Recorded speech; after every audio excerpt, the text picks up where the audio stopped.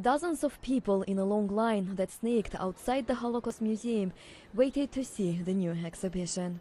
Americans' own isolationism in the aftermath of World War I, or the xenophobia and racism and anti-Semitism here in the United States that shape the way we respond to events abroad, and the catastrophe, the economic crisis of the Great Depression. All of those conditions are going to ultimately shape how Americans respond to Nazism. Interactive maps, poll results and the front pages of newspapers from the time all show that despite knowing about Nazi Germany, Americans were hardly aware of the scale of the mass persecution of Jews. Historian Daniel Green calls this phenomenon a failure of imagination.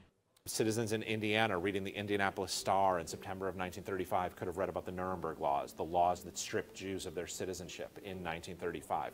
So the point here is that you didn't have to live in a major metropolitan city, you didn't have to live on the coasts of the United States to be reading about the threat of Nazism. The threat of Nazism was covered all over the United States. In the 1930s, the United States set strict quotas that limited immigration, but even though many people could enter the country legally, very few refugees were accepted. Each suitcase here represents 5,000 people who were waiting to get an American visa. Too many died without ever getting it.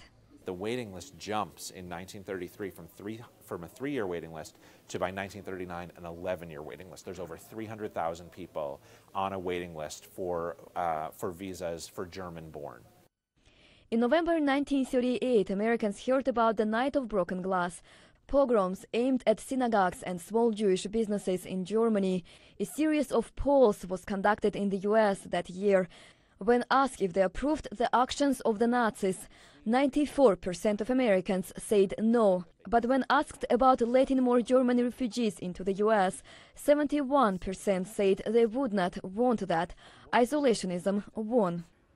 It was only after the defeat of the Nazis in May 1945 that photos of the death camps started to appear in the press, and Americans saw the true scale of the massacre. The exhibition Americans and the Holocaust has sparked interest in the Holocaust and an awareness of dangerous modern parallels. You see it in the urgency, I think, with which the Clinton administration treated Kosovo and Bosnia, for that matter, when they perceived that there was a possible genocide going on, and even an international reaction to Rwanda in that decade, the 1990s.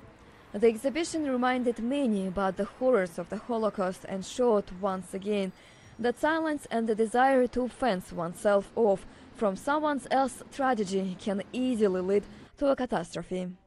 Anusha Vitisyan for VOA News, Washington.